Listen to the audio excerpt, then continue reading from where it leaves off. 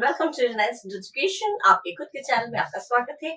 और इस वीडियो में मैं कुछ ऐसे इंपॉर्टेंट वन वर्ड सब्स्टिट्यूशन लाई हूँ जो आप लोगों के लिए बहुत इंपॉर्टेंट है, जिसका प्रिपरेशन में इसको शामिल करना बहुत जरूरी है। ठीक है, स्पेशली फॉर सीजीएल।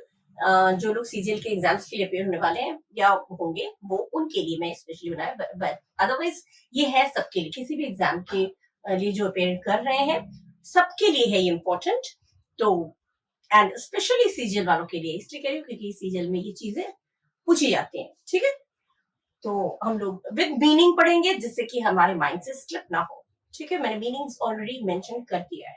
ठीक है, फर्स्ट वाला हमारा है code of diplomatic etiquette and precedence. जो डिप्लोमेटिक मतलब कोड, जो रूल हमारा डिप्लोमेटिक, जो जिसमें हमें प्रेसिडेंस में जिसको हम प्रायोरिटी दी जाती है, जो वरीयता दी जाती है, उन रूल्स को, उसको क्या कहते हैं? स्टेट्समैनशिप नहीं कह सकते क्योंकि स्टेट्समैनशिप हो गया कूटनीति, डिप्लोमेसी कूटनीति, और हेरार्की माने किसी चीज का जो अनुक्रम, रैंकिंग, जो सोशल सोसाइटी में या रिलेशन में जो रैंकिंग मिलती है, एक हेरार्की, अनुक्रम जिसे कहते हैं, अनुक्रम, ये भी नहीं होगा। तो प्रोटोकॉल जो है वो ऑफिशियल वर्ड है। जो रूल्स है, जो प्रोटोकॉल कहते हैं ना, हम लोग को प्रोटोकॉल फॉलो करना बहुत जरूरी है। तो इसका करेक्ट ऑप्शन आपका हो गया प्रोटोकॉल, जिसका आंसर है विज्ञप्ति, जिसका मीनिंग है विज्ञप्ति। ठीक है, किसी चीज का ऑफिशियल कोई रूल्स जो है वो हो गया आपका code of diplomatic etiquette and precedence. ठीक है, नेक्स्ट है to round a high position of authority और कंट्रोल। हाई पोजीशन को रिनाउंस करना, कोई छोड़ देना, कोई अथॉरिटी, कोई अधिकार वाला जो या कोई नियंत्रण, कोई कंट्रोल वाला जो आपके अंडर में जो अथॉरिटी में था, अधिकार में था, उसको छोड़ देना, खुद से अपनी इच्छा से छोड़ देना, उसको क्या बोलेंगे? एब्डक्ट नहीं हो सकता। एब्डक्ट माने भगा ले जाना, अबांडन माने कोई चीज पे रोक लगाना, खत्म कर देना, एबॉर्ट माने रद्द करना। ठीक है, और एब्डिकेट माने अपनी इच्छा से छोड़ना। एब्डिकेट हो गया आपका करेक्ट ऑप्शन। ठीक है, सिंपली बस मीनिंग देखते जाइए और उसके अनुसार जो भी इसके साथ मैच कर रहा है वो आप देखते जाइए। ठीक है, next is an object of portion serving is a sample, जो सैंपल की तरह काम करता है। एक सैंपल कहते हैं ना, उसका एक सैंपल ले लो, ब्लड सैंपल हो गया, किसी भी चीज का सैंपल लेते हैं तो वो क्या होता है? नमूना ले लो कहते हैं ना हिंदी में, तो वही चीज है। स्पेसिफिकेशन नहीं हो सकता, स्पेसिफिकेशन माने विशिष्ट, खास। स्पेक्टर नहीं हो सकता, भूत, छाया, ये अलग चीज हो जाती है। और स्पेक्टेकल माने प्रदर्शन या दृश्य, कोई बहुत बड़ा स्पेक्टेकल। स्पेसिमेन हो गया नमूना, ये हो गया आपका करेक्ट ऑप्शन, स्पेसिमेन। ठीक है, तो code of diplomatic etiquette and precedence पूछा जाए तो प्रोटोकॉल पे टिक करना है। To round high position of total control, abdicate, and an object to person serving as a sample, specimen, ध्यान रखिएगा। ठीक है, विद मीनिंग देती जा रही हूँ जिससे कि आपको क्लियर हो जाए। Okay okay, now the next one is the practice of submitting a proposal to popular vote. Popular vote के लिए, वोटिंग के लिए सबके सामने रखना। ठीक है, सबका मत जानने के लिए किसी के सामने रखना, उसको क्या बोलेंगे? इलेक्शन नहीं होगा, इलेक्शन चुनना अलग चीज हो जाती है। रेफरेंस माने संबंध बताना। ठीक है, पॉपुलैरिटी माने प्रसिद्धि, और रेफरेंडम मतलब होता है जनमत संग्रह, जनता का मत संग्रह करना, कलेक्ट करना। ये हो गया करेक्ट ऑप्शन। ठीक है, प्रपोजल प्रस्ताव रखना, चुनाव करना तो हम लोग चुनते हैं, वो अलग चीज हो गई। रेफरेंस माने किसी का रेफरेंस लेके हम जॉब में किसी का रेफरेंस देते हैं, तो संबंध। पॉपुलैरिटी माने हो गया प्रसिद्धि किसी की, तो बिल्कुल ही एकदम डिफरेंट है। रेफरेंडम माने जनता के सामने उसका मत जानने के लिए कुछ सामने रखना, जनता का मत संग्रह करना, कलेक्ट करना, इकट्ठा करना, वो होता है रेफरेंडम। दैट मीन्स जो इसका करेक्ट ऑप्शन है वो है आपका रेफरेंडम। ठीक है, करेक्ट ऑप्शन। मिलता जुलता रहता है लेकिन इसमें आप कंफ्यूज बिल्कुल मत होइएगा। ठीक है, इसीलिए मैं मीनिंग्स देती जा रही हूँ, मिलता जुलता होता है meanings. Next is not to be moved by entreaty. Entreaty माने रिक्वेस्ट करना, बहुत ज्यादा रिक्वेस्ट करके भी, रिक्वेस्ट करने पर भी जो हिलता नहीं है, मैंने जिस पर कोई असर नहीं होता है। कभी किसी चीज के लिए हम रिक्वेस्ट करते हैं, बहुत बैक करते हैं, बहुत ज्यादा रिक्वेस्ट करते हैं, लेकिन उसके बाद भी अनुनय विनय जिसे कहते हैं ना, वो करते हैं, लेकिन फिर भी कोई टस से बस नहीं होता। मतलब कितना कठोर दिल का है, कहते हैं ना कितना कठोर दिल का है ये, टस से बस नहीं हुआ, मैं इतना रोया, इतना गिड़गिड़ाया, लेकिन वो टस से बस नहीं हुआ, तो वो हो जाता है कठोर हृदय वाला या कठोर। ठीक है, तो इसमें रिगोरस माने सख्त, सख्त अलग चीज है। रूल्स होते हैं, सख्त रूल्स होते हैं, तो रूल्स सख्त होते हैं, वो कठोर नहीं होते हैं, वो अलग चीज हो जाती है। नेग्लिजेंट माने उपेक्षा करना, नेग्लेक्ट करना, अरे छोड़ो। और इनएक्सोरेबल माने हो गया कठोर, ये हो गया आपका करेक्ट ऑप्शन। डिस्पोटिक माने तानाशाही, तानाशाही बिल्कुल डिफरेंट चीज हो गई, ठीक है। तो आपका कठोर, ये inexorable is your correct option, ठीक है। ये आपको अगर आए not to be moved by entity, तो उसका होगा इनएक्सोरेबल, ठीक है, यानी कि कठोर। Next is student should ideal without excuse absence himself और हरसेल्फ फ्रॉम स्कूल। जो स्कूल से बिना परमिशन के इधर उधर घूमता रहता है, अपने आप को एब्सेंट करके, माने अनुपस्थित होकर वो बिना परमिशन के इधर उधर घूमता रहता है, उसको क्या बोलते हैं? ट्रूएंट। यही है आपका करेक्ट ऑप्शन, क्योंकि ट्रूएंट मतलब ही बिना अनुमति लिए अनुपस्थित होना, अनुपस्थित होना, ये हो गया ट्रूएंट। वैग्रेंट नहीं होगा, वैग्रेंट होता है बिना किसी रीजन के इधर उधर घूमना फिरना, घुमक्कड़ जिसे होता है। तो घुमक्कड़, कुछ लोगों को घूमना फिरना बहुत अच्छा लगता है पहाड़ों पर इधर उधर, वो घुमक्कड़ अलग चीज हो जाती है। जो घूमने का शौकीन होता है वो घुमक्कड़, लेकिन बिना परमिशन लिए स्कूल से गायब होना, वो चीज अलग हो जाती है। आइटिनरेंट मतलब हो गया भ्रमणशील, वो भी हो गया भ्रमणशील बने जो घूमना पसंद करता है, भ्रमण करना पसंद करता है। और माइग्रेंट बने हो गया प्रवासी, प्रवासी बने अन्य देशी, दूसरे देश का। ये तो बिल्कुल ही मैच नहीं कर रहा है, ठीक है। जो इसके साथ जो करेक्ट ऑप्शन जो मैच करेगा वो आपका होगा करेक्ट ऑप्शन, ठीक है। घूमने वाला, घूमने का शौकीन, ये भी घूमने का शौकीन, ये प्रवासी दूसरे देश का। तो मेन चीज है बिना अनुमति बस अनुपस्थित होना, एब्सेंट होना, उसको कहते हैं ट्रूएंट। ये खूब आता है, ये चीज खूब आता है, ठीक है। तो ये चीज ध्यान रखिएगा। तो ये इसका हो गया ट्रूएंट, इसका हो गया इनएक्सोरेबल और इसका हो गया रेफरेंडम, ठीक है।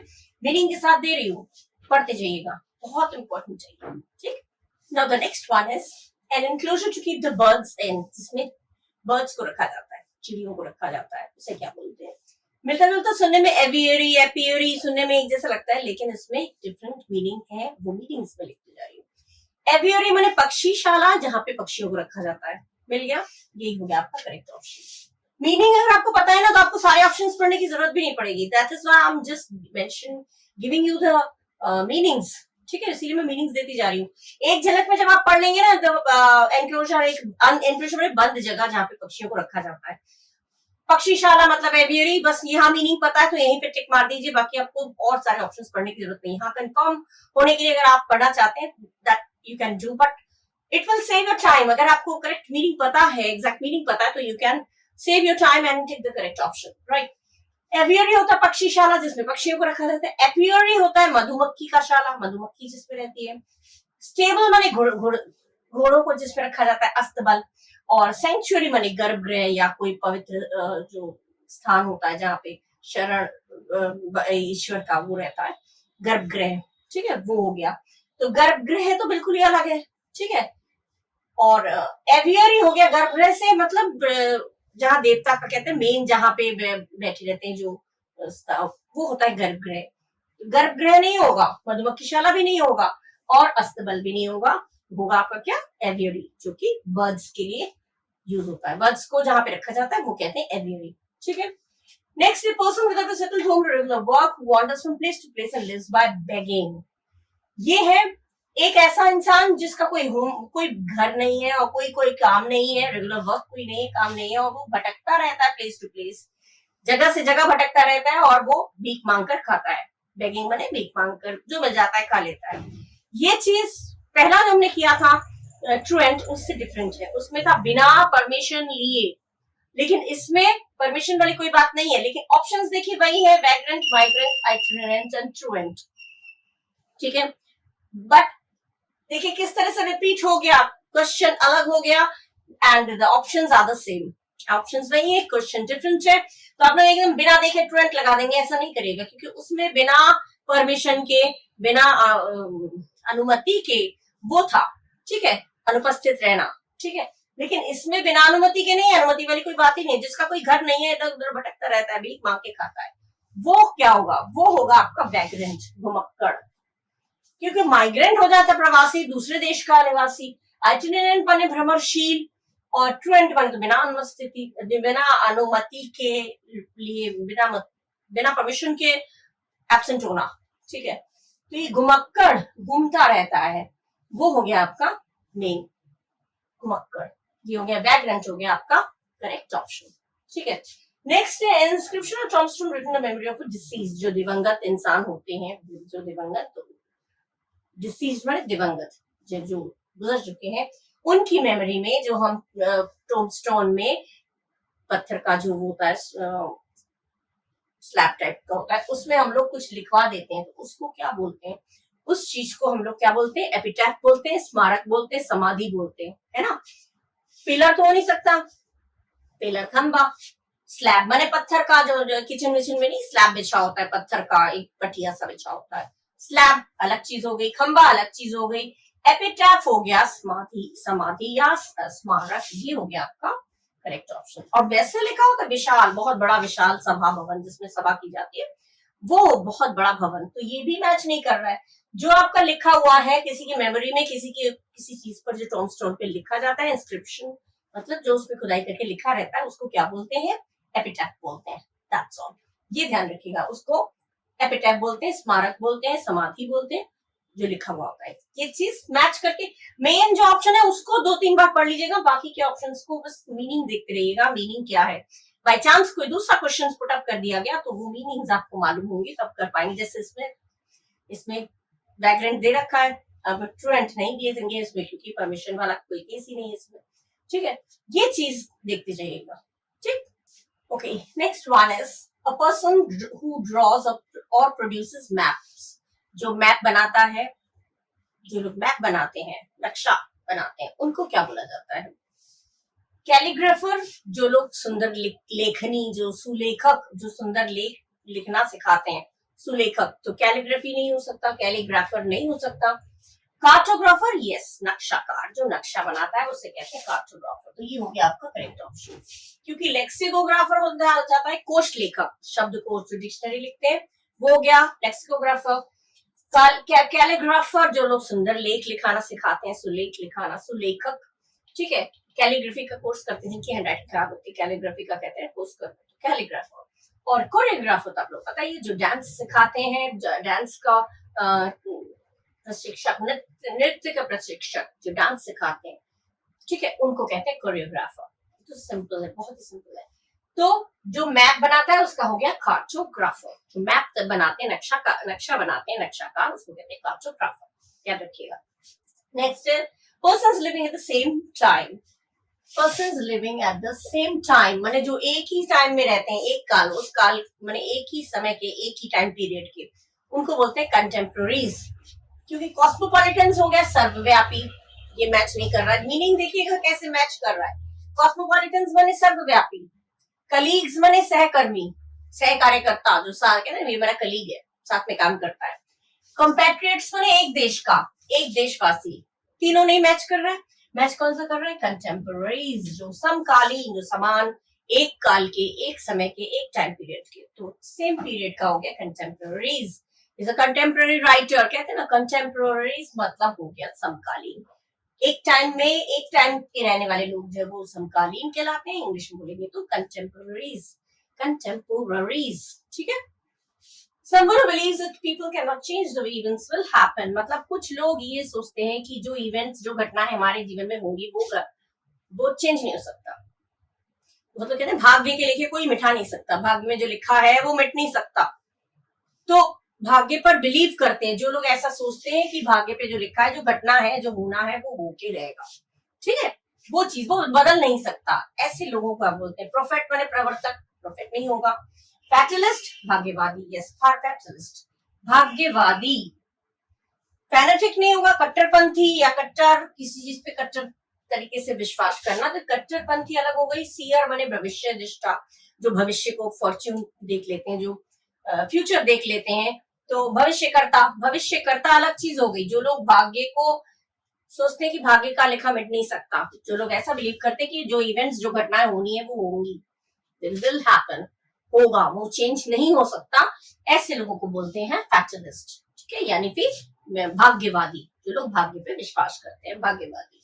ये मैच नहीं कर रहा है, ये मैच कर रहा है, that means this is the correct option. Okay, now the 13th one is a person appointed by two parties to resolve a dispute, dispute माने लड़ाई, resolve माने सुलह करना। तो एक इंसान जिसको लोग चुनते हैं, दोनों पार्टी के लोग चुनते हैं कि भाई हमारा झगड़ा सुलझाओ, तो उसको क्या बोलते हैं? ब्रोकर, दलाल। ब्रोकर नहीं होगा। वैल्यूअर, वैल्यू जो वैल्यू को मेंटेन करता है या वैल्यू बताता है, मूल्य निर्धारक जिसे हिंदी में कहेंगे, तो वो भी नहीं होगा। मूल्य, किसी का मूल्य निर्धारण करना, किसी का वैल्यू गेस करना, बताना, वो नहीं होगा, वो मैच नहीं कर रहा है। ठीक, मैच जो वर्ड करेगा वही हमारा ऑप्शन होगा।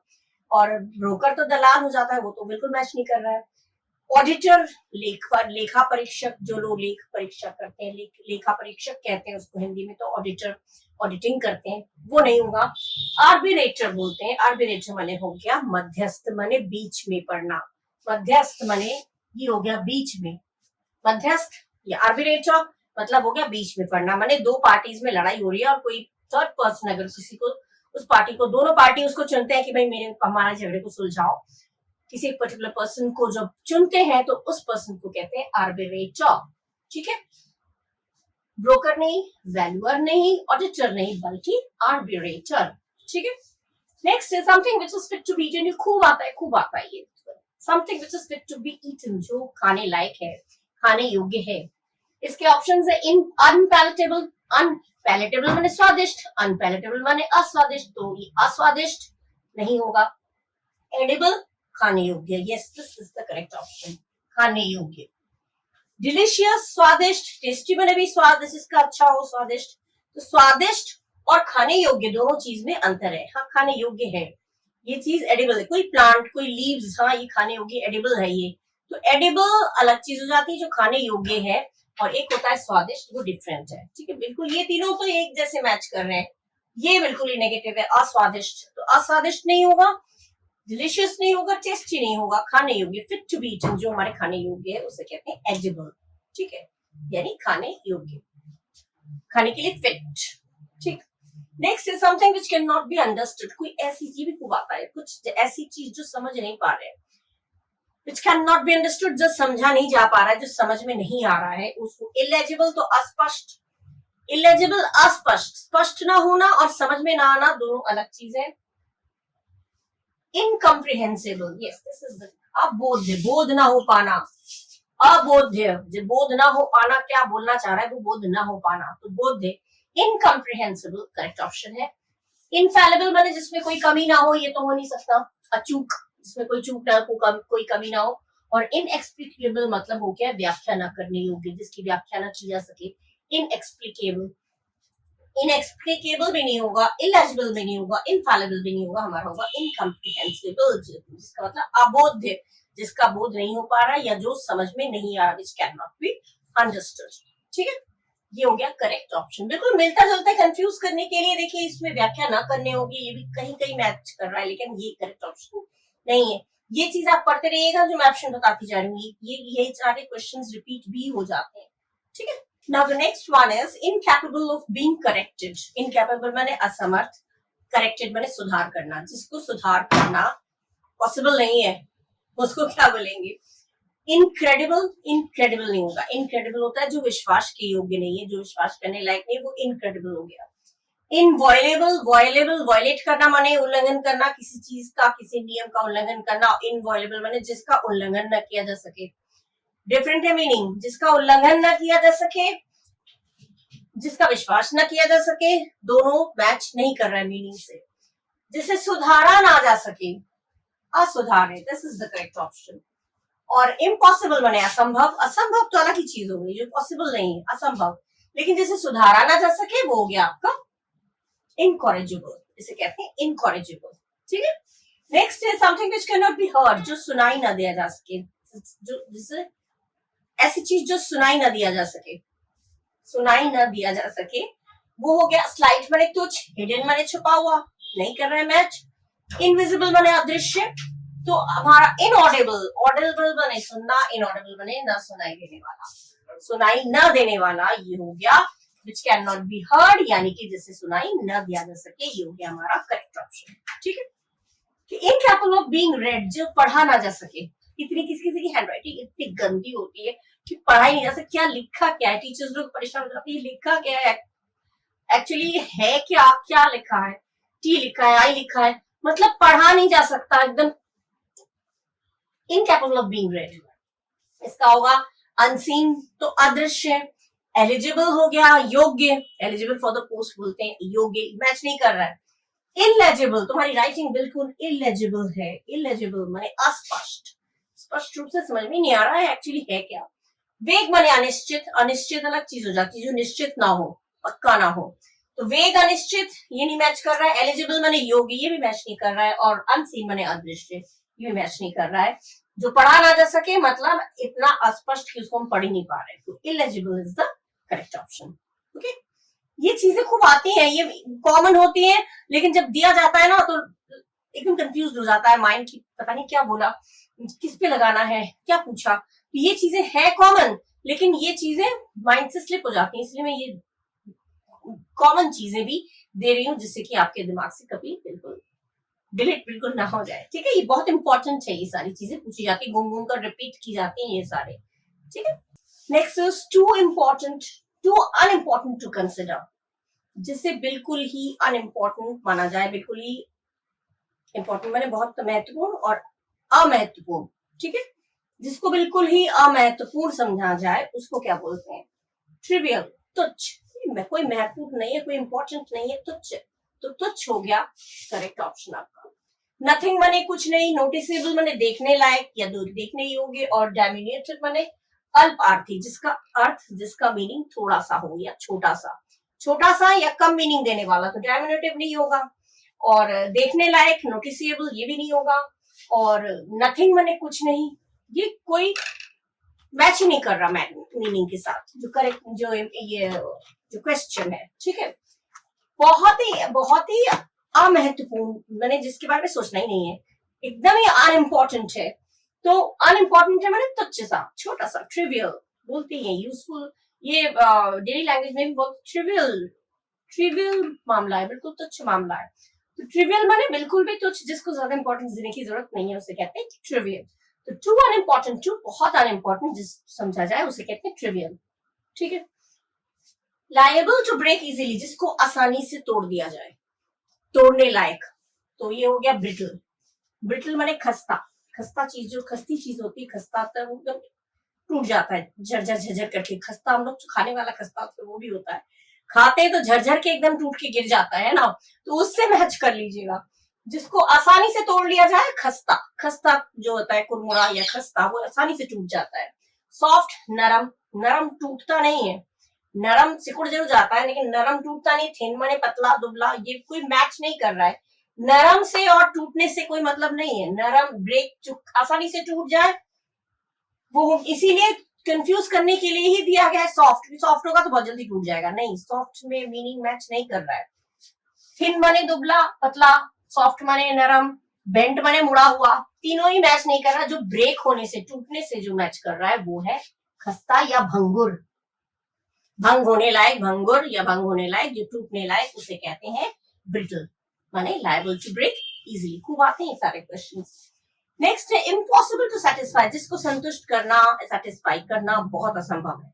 कुछ कुछ लोग होते हैं जिनको सेटिस्फाई करना ही मुश्किल है, किसी भी चीज से सेटिस्फेक्शन नहीं मिलता, किसी चीज में संतुष्टि नहीं होती है, तो ऐसे लोग क्या बोलते हैं, इसको क्या बोलेंगे, सेटिस्फैक्ट्री नहीं, बिल्कुल अपोजिट हो गया। सेटिस्फैक्ट्री संतोषजनक, सेटिस्फेबल संतोष लायक, नहीं ये भी नहीं होगा। कंटेंटेड, कंटेंट बने संतुष्ट, कंटेंट बने संतुष्ट, तो तीनों तो ये थोड़ा मैच कर रहा है आपस में। तीन जब मैच कर रहे हैं, ये ध्यान रखिएगा, जब तीनों वर्ड्स की मीनिंग आपस में मैच कर रहा है तो फोर्थ वाला, ऑब्वियसली फोर्थ वाला ही हमारा जो है करेक्ट ऑप्शन होगा। इनसैटिएबल माने जो तृप्त ना हो, जो तृप्त ना हो, जो संतुष्ट ना हो, एक जो से तृप्ति ना मिले जल्दी से, जिससे सेटिस्फेक्शन ना मिले, जो तृप्त ना हो, वो हो गया। ये वही दिया है, इम्पॉसिबल टू सेटिस्फाई मतलब इनसैटिएबल, जिसको सेटिस्फाई करना इम्पॉसिबल है वो हो गया इनसैटिएबल, यानी कि जो तृप्त ना हो, तो इनसैटिएबल ये हो गया आपका करेक्ट ऑप्शन। मीनिंग तीनों एक जैसे हैं, यही एक अलग मीनिंग है, that means this is the correct option. ये कॉमन सेंस भी लगा सकते हैं आप लोग। ठीक है, you get to an important trivial, liable to break, brittle, और बी से ब्रेक, बी से brittle। ठीक है, और इम्पॉसिबल टू सेटिस्फाई, इनसैटिएबल। ठीक है, इस तरह से ये आप लोग देखिएगा, करिएगा, करेक्ट ऑप्शन चूज करिएगा। मीनिंग्स इसीलिए मैं देती जा रही हूँ. Okay, now the next one is an instrument for measuring the atmospheric pressure. Atmospheric pressure मतलब वायु का दबाव, हिंदी में कहते हैं, शुद्ध हिंदी में वायु का दबाव. एटमॉस्फेरिक प्रेशर नापने का जो इंस्ट्रूमेंट है उसको क्या बोलते हैं? थर्मोमीटर, तापमान नापते हैं, ताप नापते हैं, बुखार नापते हैं ना थर्मोमीटर से. ये नहीं होगा. अल्टोमीटर, अल्टोमीटर जो है वो ऊंचाई नापा जाता है, हाइट नापा जाता है. बैरोमीटर, यस, बैरोमीटर से वायु का दबाव या फिर एटमॉस्फेरिक प्रेशर नापा जाता है, मेजर किया जाता है. एमीटर जो है वो इलेक्ट्रिक करंट, विद्युत धारा मापा जाता है. ठीक है, एमीटर नहीं हुआ, अल्टोमीटर नहीं हुआ, थर्मोमीटर नहीं हुआ, हमारा हुआ जिससे एटमॉस्फेरिक प्रेशर नापते हैं उसको कहते हैं बैरोमीटर. ठीक है, next is one who speaks to languages fluently. जो दो लैंग्वेजेस फ्लुएंटली बोलता है, दो भाषाएं बोलता है, जो लोग दो भाषा बोलते हैं उनको कहते हैं, दो मतलब बायलिंगुअल. ठीक है, याद रखिएगा जब दो होगा तो बायलिंगुअल. बायलिंगुअल दो भाषा बोलने वाला. मोनो माने एक, मोनो माने एक. जब एक भाषा बोलने वाला होता है मोनोलिंगुअल, दो भाषा बोलने वाला होता है बायलिंगुअल. लिंग्विस्ट बहुत सारी भाषाओं को जानने वाला, बोलने वाला. और लेक्सिकोलॉजिस्ट, लेक्सिकोलॉजिस्ट बोलते हैं जो लोग कोश विज्ञानी, कोश कलेक्ट करते हैं, स्टडी ऑफ वर्ड्स जो लोग करते हैं, शब्दों का ज्ञान जो लोग रखते हैं उनको कहते हैं लेक्सिकोलॉजिस्ट. तो लेक्सिकोलॉजिस्ट तो बिल्कुल ही अलग है, मोनोलॉजिस्ट एक हो गया, और लिंग्विस्ट बहुभाषी हो गया, बहुत सारी भाषा जानने वाला. तो मीनिंग आपको मालूम होना चाहिए. कभी आ सकता है, हो सकता है बहुत सारी, one who knows many languages, more than 2 languages, तो ये आपका फिर लिंग्विस्टिक हो जाएगा, ये लिंग्विस्ट हो जाएगा. ठीक है, तो ये दो लैंग्वेज जानने वाला हो गया आपका बायलिंगुअल. ठीक है, नेक्स्ट है a song song at a burial. किसी के दुख में जब दफनाया जाता है तो शोक गीत गाया जाता है, तो उसे क्या कहते हैं? सोनेट नहीं होगा, सोनेट होता है 14 लाइन्स का जो पोएम होता है उसको कहते हैं सोनेट. बैले होता है, इसको बैलेड नहीं पढ़ते, इसको बैले, बैले बोलते हैं, मतलब इसको बैलेड बोलते हैं, बैलेड नहीं है ये बैले. ठीक है, बैले होता है प्रेम गीत. ठीक है, प्रेम गीत नहीं हो सकता, प्रेम गीत बरियल पे थोड़ी गाते हैं. हिम माने हो गया भजन, भजन कीर्तन ईश्वर के उसमें गाते हैं. डर्ज हो गया शोक गीत. तो ये हो गया आपका correct option. Dirge is the correct option, जो कि गाया जाता है द बरियल. ठीक है, क्लियर हो गया. ये चीजें विद मीनिंग दे रही हूँ, इसको अच्छे से दिमाग में फिट करते जाइए, यही क्वेश्चंस रिपीट होके आते हैं. ठीक है, now one who leaves his own country to settle in another. जो अपना देश छोड़कर दूसरे देश में जाके सेटल हो जाता है उसको क्या कहते हैं? फॉरेनर, विदेशी. जो हमेशा विदेश में ही रह रहा है विदेशी, फॉरेनर नहीं होगा. सेकेंड है नेटिव, जो वहां का मूल निवासी है, कहीं का मूल निवासी है, बेसिक जो वहां का रहने वाला है वो नेटिव हो गया, ये भी नहीं हुआ. इमिग्रेंट, प्रवासी. प्रवासी माने एक देश का निवासी कहीं और जाके निवास करता है, उसे कहते हैं प्रवासी या इमिग्रेंट. और टूरिस्ट तो पर्यटक. टूरिस्ट तो बिल्कुल ही मैच नहीं कर रहा, तो आपका मैच कौन सा कर रहा है? इमिग्रेंट. मतलब one leaves his own country to settle in another is known as immigrant. ठीक है, अपना देश छोड़कर दूसरे देश में जाके सेटल हो जाते हैं उनको कहा जाता है एमिग्रेंट. ठीक है, एमिग्रेंट याद रखिएगा. खूब आते हैं ये सारे, मैं जो करा रही हूँ बहुत इंपॉर्टेंट है. अच्छा, नेक्स्ट है enclosed area where aircraft are kept repaired. Enclosed area एक बंद जगह जहाँ पे एयरक्राफ्ट रखे जाते हैं और रिपेयर भी किए जाते हैं. ठीक है, हार्बिंगर, हार्बिंगर नहीं होगा, हार्बिंगर होता है संदेश ले जाने वाला, मैसेंजर, संदेश वाहक जिसे बोलते हैं. हैंगर, हैंगर की दो स्पेलिंग देखिए, बहुत ध्यान से देखिएगा. एक है HANGER, देखिए HANGER, और एक है HANGAR. दोनों में अंतर है. HANGER जो कपड़े टांगने वाला जो फ्रेम होता है जिसमें हम लोग कपड़ा टांगते हैं वो हैंगर, GER वाला. और HANGAR हैंगर जो है वो है विमान गृह, जहाँ पे विमान रखे जाते हैं, एयरक्राफ्ट रखे जाते हैं.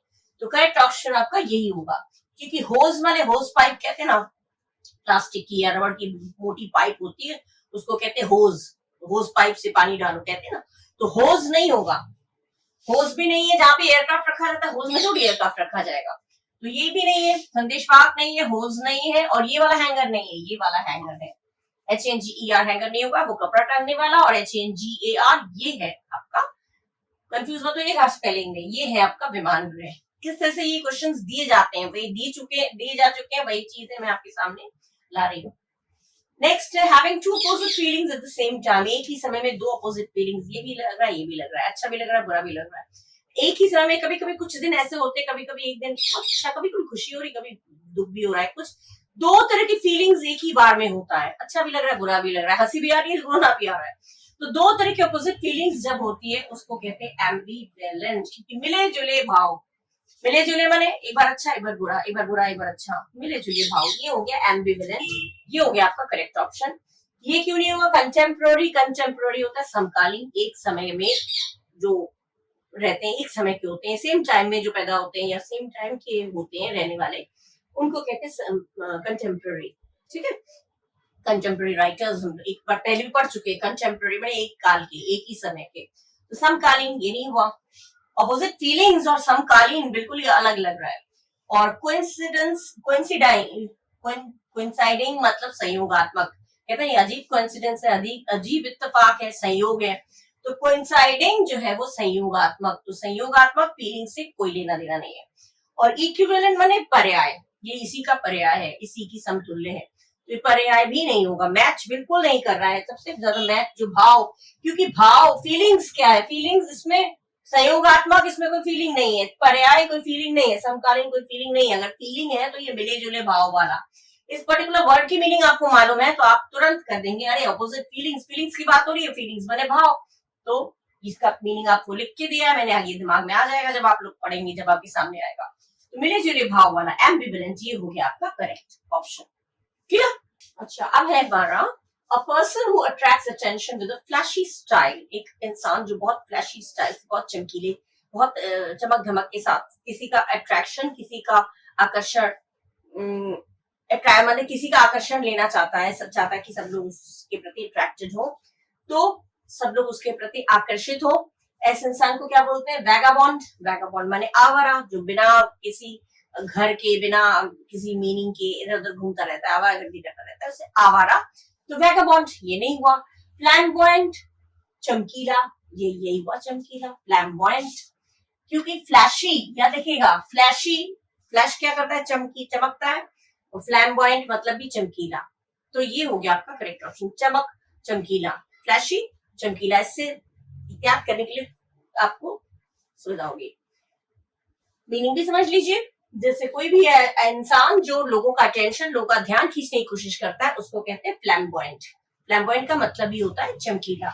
और जॉकी तो हो नहीं सकता, जॉकी जो है घुड़दौड़ का सवार, घुड़दौड़ में जो घोड़े घोड़ा घोड़ा घुड़दौड़ की जो सवारी होता है उसको कहते हैं जॉकी। तो जॉकी नहीं हो सकता। ग्लटन माने पेटू, खाऊ जो बहुत ज्यादा खाता है, पेटू है उसको। तो ये पेटू भी नहीं हुआ, घुड़दौड़ का सवार भी नहीं हुआ, आवारा भी नहीं हुआ, फ्लैम्बॉयंट पर चमकीला। तो one who attracts with flashy style का आंसर करेक्ट ऑप्शन हो गया फ्लैम्बॉयंट। ठीक है, नेक्स्ट है putting to death painlessly to end suffering, किसी की सफरिंग को, किसी की परेशानी को, दर्द को कम करने के लिए उसको बिना दर्द दिए, बिना पेन दिए, बिना दर्द दिए उसको डेथ दे दिया जाता है। कभी कभी जिसकी हालत बहुत खराब होती है तो उसको वो दर्द सहन नहीं कर पाता है, तो उसको धीरे धीरे करके स्लो पॉइजन करके उसको, उसकी दर्द खत्म हो जाए, मर भी जाए, उसे परेशानी भी ना हो, इस चीज को क्या बोलते हैं? ब्लास्फेम नहीं होगा, ब्लास्फेम होता है निंदा करना। यूथेनेसिया, ये हो गया आपका करेक्ट ऑप्शन, यूथेनेसिया। जेनोसाइड हो नहीं सकता क्योंकि जेनोसाइड मतलब नरसंहार, और एल्ट्रुइज्म मतलब होता है परोपकारिता। तो इसमें जो करेक्ट ऑप्शन है वो है यूथेनेसिया, इच्छा मृत्यु। ठीक है, जानबूझकर इंसान जब अपनी दर्द को जब सहन नहीं कर पाता है तो इस तरह की डेथ को वो अपना लेता है। ठीक है, या दे दिया जाता है उसको, तो इच्छा मृत्यु। नेक्स्ट है central character in a story और प्ले, किसी कहानी का या किसी नाटक का जो मेन कैरेक्टर होता है उसको क्या बोलते हैं? मेन चरित्र, मुख्य चरित्र होता है उसको क्या बोलते हैं? हेडोनिस्ट होगा, सुखवादी जो आनंद भोगी, ये नहीं होगा। कार्टूनिस्ट जो कार्टून बनाता है, व्यंग्य चित्रकार बनाता है, व्यंग्य चित्रकार व्यंग वाले चित्र बनाता है या हास्य वाले चित्र बनाता है, हंसी वाले। कार्टूनिस्ट नहीं हो सकता। और अपॉर्चुनिस्ट तो अवसरवादी, मौका परस्त जो मतलब मौके का फायदा उठाता है, अपॉर्चुनिस्ट ये भी नहीं हो सकता। क्योंकि सेंट्रल कैरेक्टर तो ये हो गया प्रोटोगोनिस्ट, क्योंकि प्रोटोगोनिस्ट का मतलब होता है नायक, हीरो।